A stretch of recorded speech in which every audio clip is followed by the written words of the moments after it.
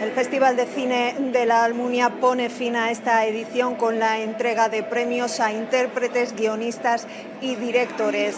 El premio especial del jurado ha sido para Pálpito, de Marisa Crespo y Moisés Romera.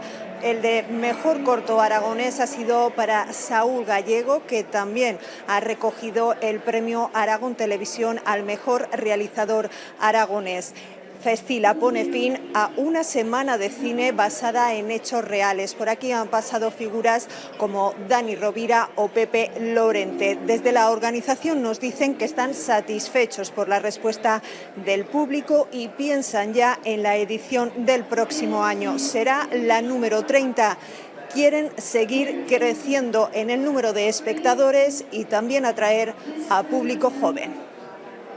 Hemos llegado a más de 3.200 espectadores y eso nos hace cumplir con otro objetivo, que es el de seguir reivindicando la presencia del cine en el medio rural, cine de calidad, cine español y además a través de sus protagonistas que nos han acompañado durante toda esta semana. Pues es estar en casa, también cumplir pequeñas metas, pequeños sueños, porque es uno de los festivales más importantes que hay en Aragón.